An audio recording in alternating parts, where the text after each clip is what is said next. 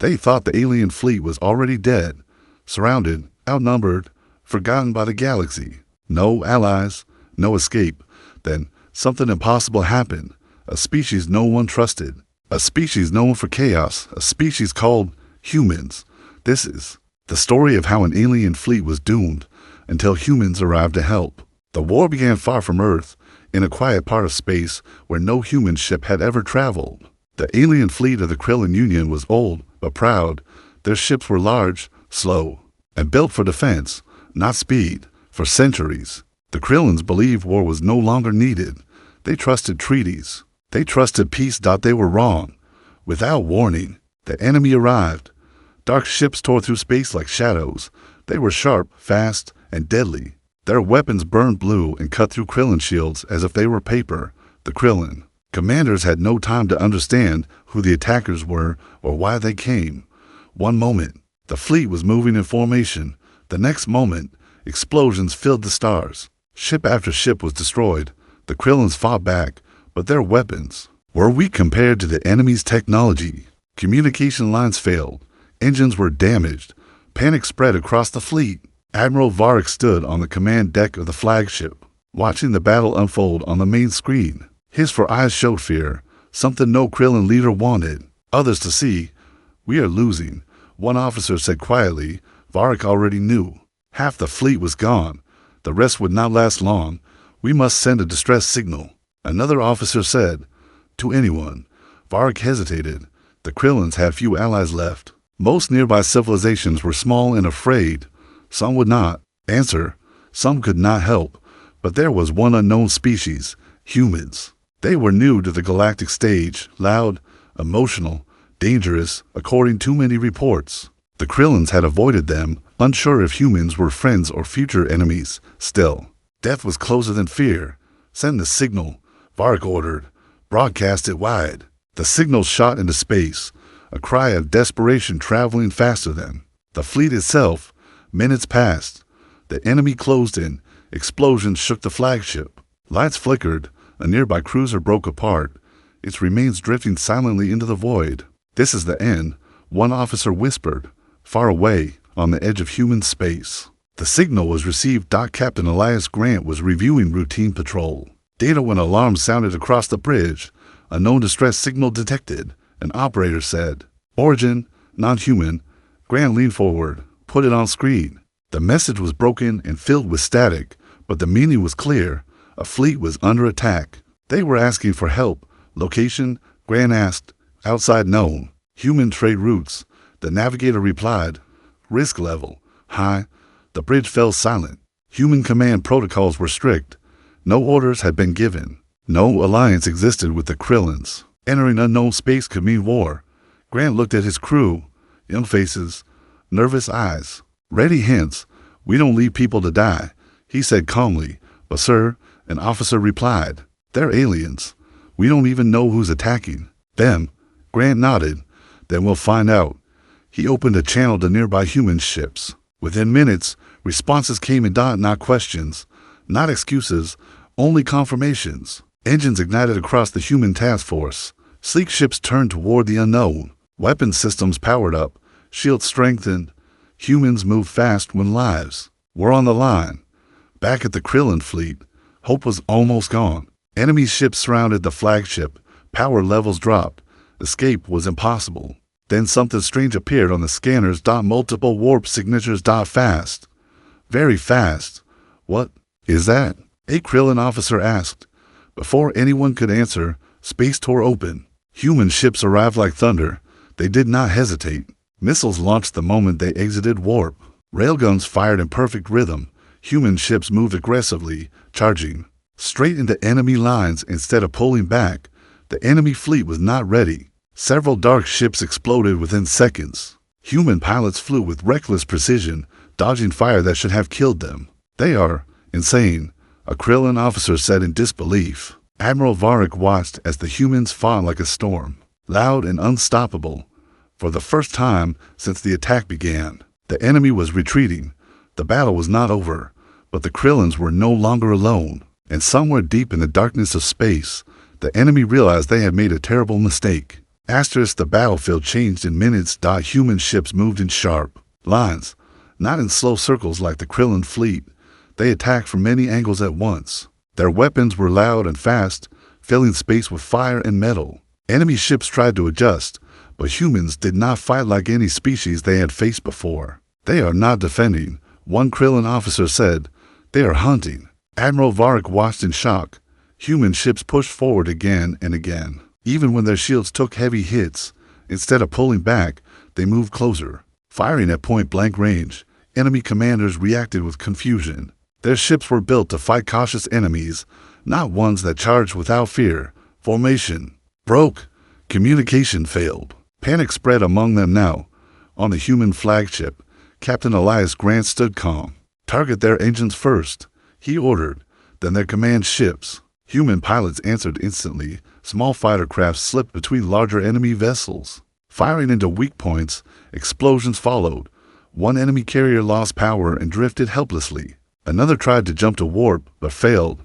Still, the enemy was strong. New ships arrived from deeper space, larger, heavier. Their weapons burned brighter than before. The Krillins felt hope, turning into fear again. They are bringing reinforcements, a Krillin officer said. The humans cannot hold this. Admiral Varrick opened a communication channel to the human fleet. Human captain, he said, you should retreat. This enemy will not stop. Grant's face appeared on the screen. His expression was serious, but not afraid. We heard your call. Grant replied, we're not leaving. Varrick did not understand. Humans had no reason to stay, no treaty, no reward. Why? Varrick asked. Grant paused for a moment. Because someone asked for help. He said simply. The channel closed, enemy ships charged. The next wave hit hard. Human shields flickered. One human cruiser was torn apart, its pieces vanishing into space. Another ship lost engines, but continued firing until the last second. The Krillins had never seen such behavior. No surrender, no retreat, only resistance. Humans do not fight to survive, one Krillin whispered. They fight to protect. The enemy focused fire on the human flagship. Heavy blasts struck its shields again and again. Shield at 60%. An officer warned Grant. Hold course, Grant said. Bring us closer. Closer. The officer asked. Double quotes yes. Grant replied. The human flagship pushed forward, directly toward the largest enemy command ship. Enemy fire intensified, but the human ship did not slow. Then something unexpected happened. Human ships changed formation. They moved in a tight defensive wall around the damaged Krillin flagship. They are shielding us, a Krillin officer said. Stunned. Human ships took hits meant for the Krillins. Shields burned, hulls cracked, but they held the line. For the first time in the war, the Krillin flagship stabilized.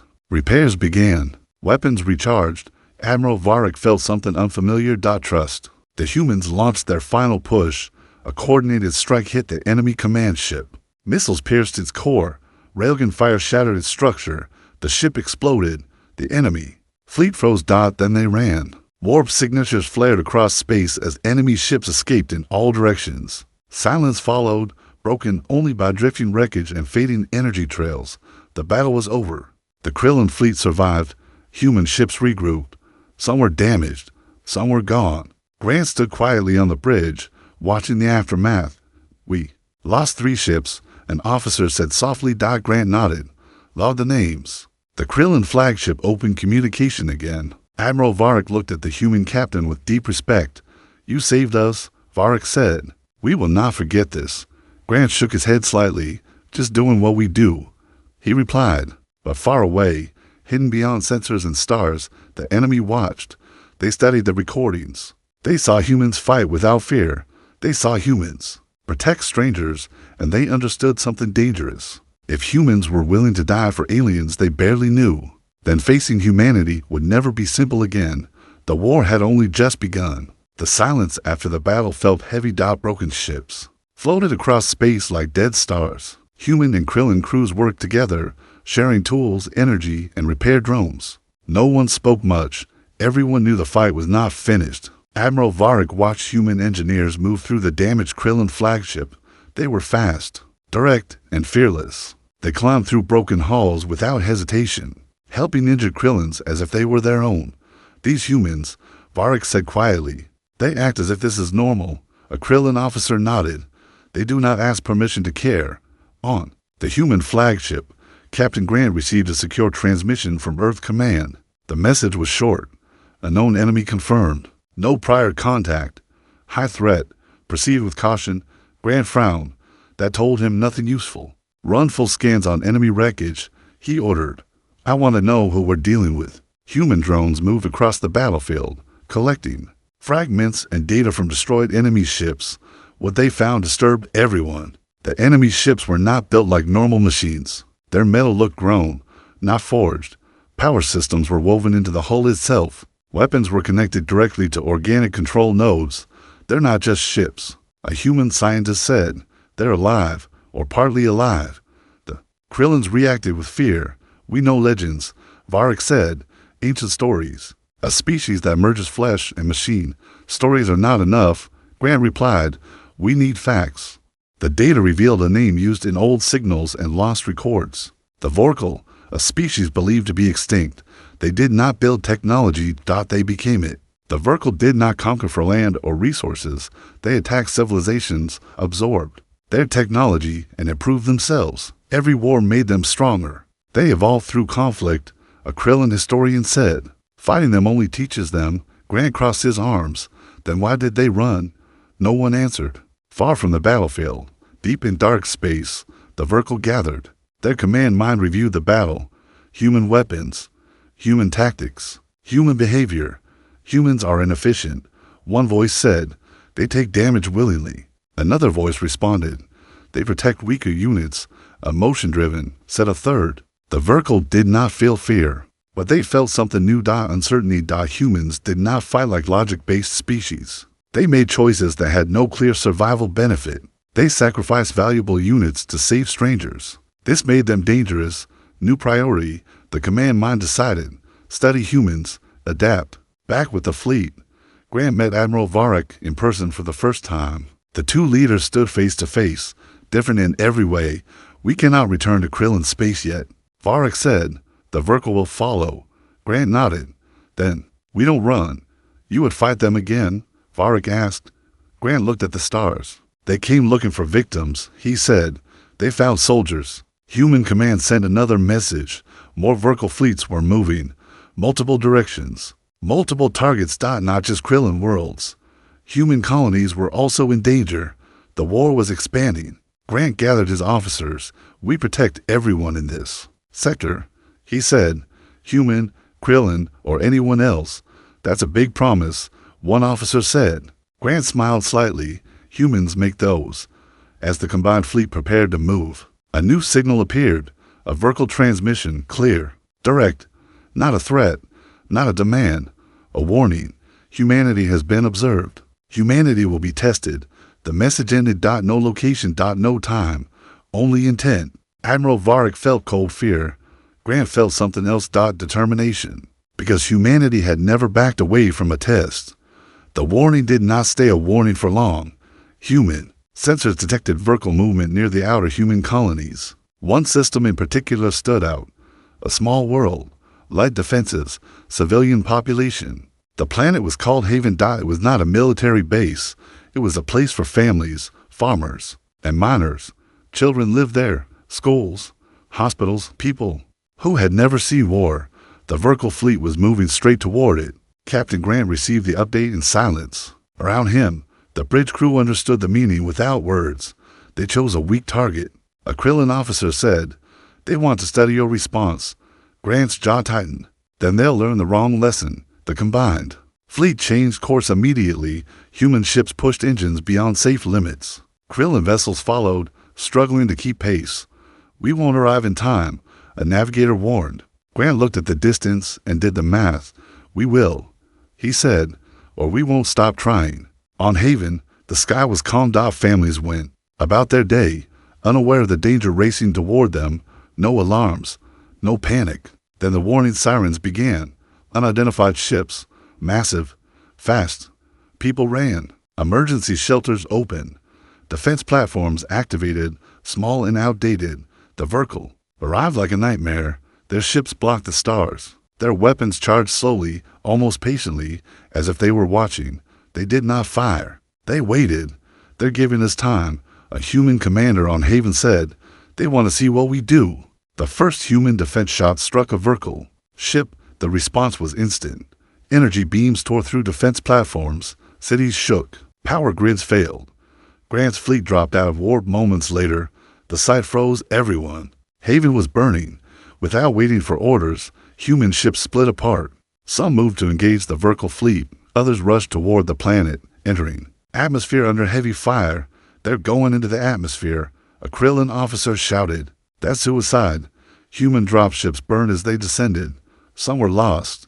The rest landed. Human soldiers poured out, not to fight the Verkal directly, but to evacuate civilians. They ran into fire, smoke, and collapsing buildings.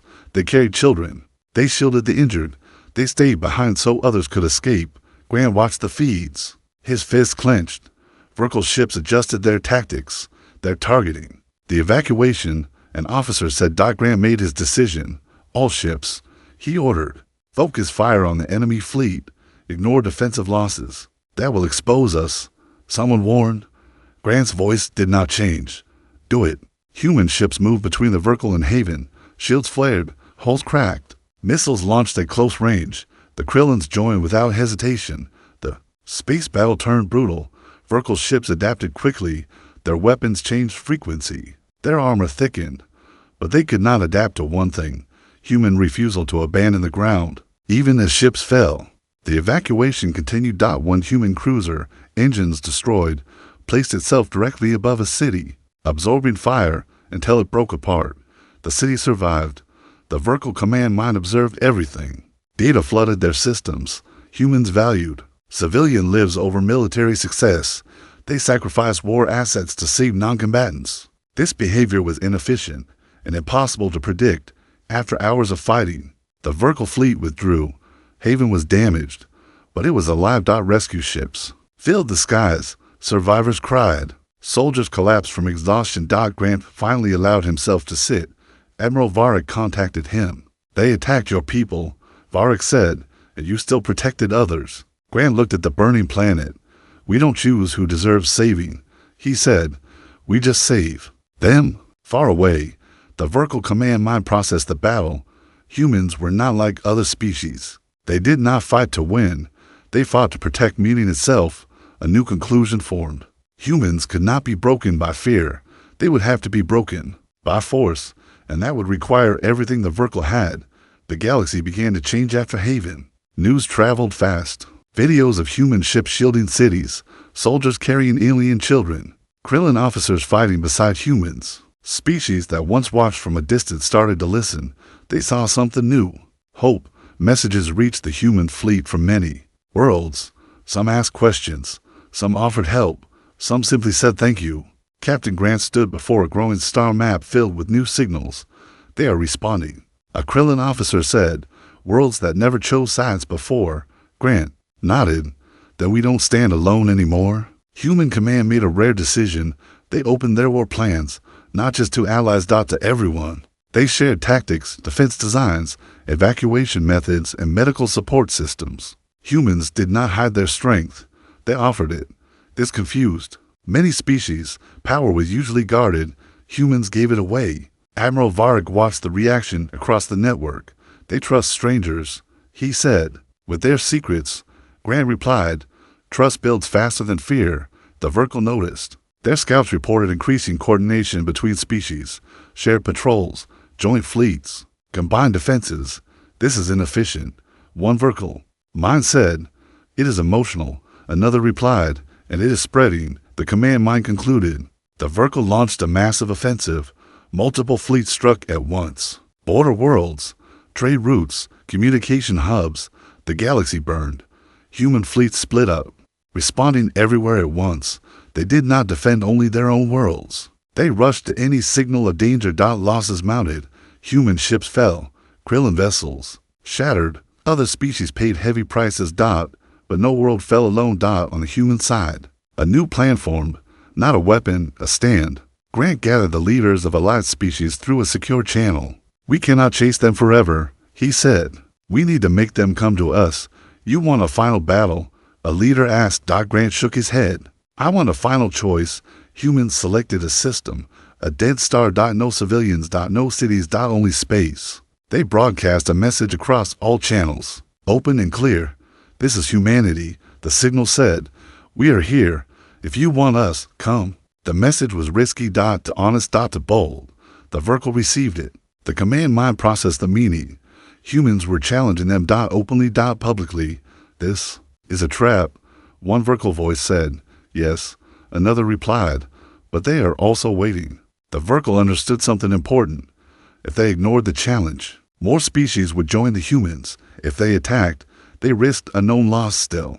The Verkle were built for domination. They chose to attack. All fleets redirected. Every Verkle war unit moved toward the dead star. The largest gathering of force in galactic history began.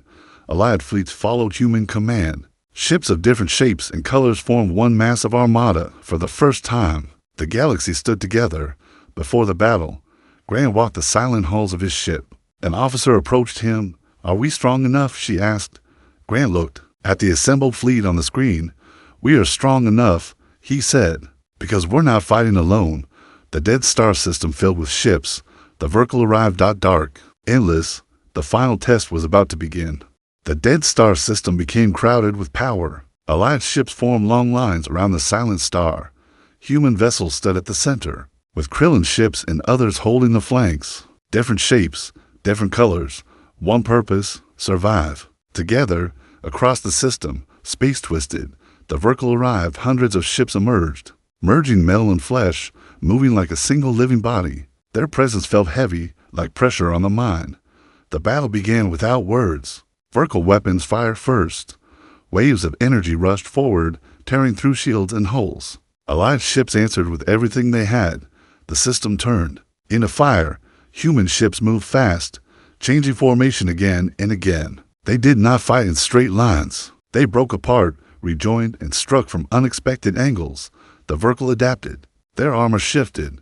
Their weapons changed frequency each moment. They learned. They're adjusting. A Krillin officer warned.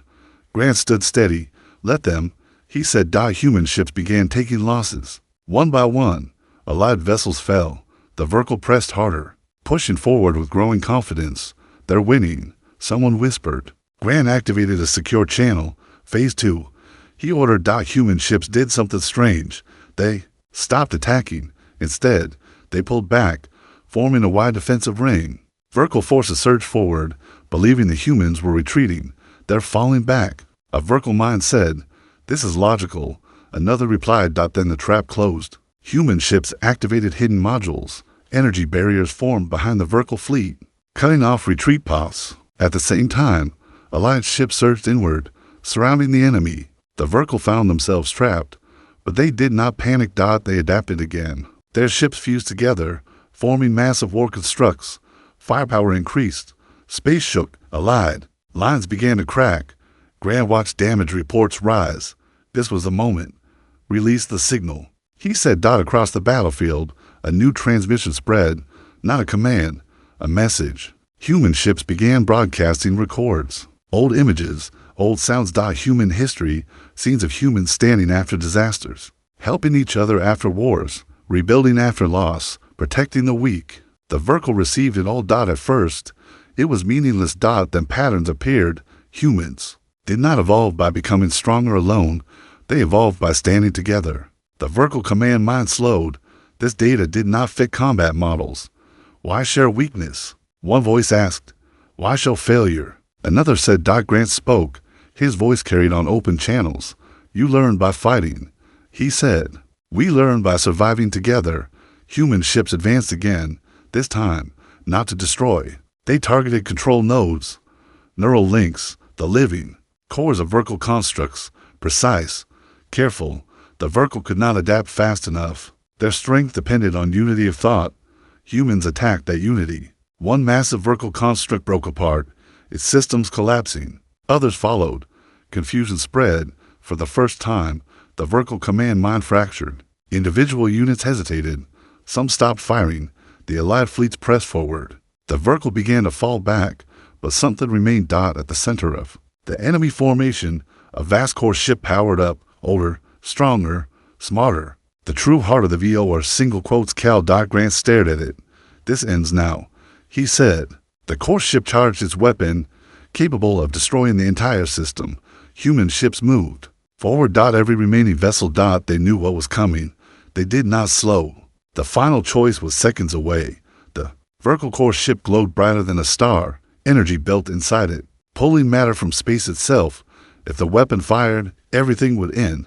Human ships, allied fleets, the Dead Star system, nothing would remain.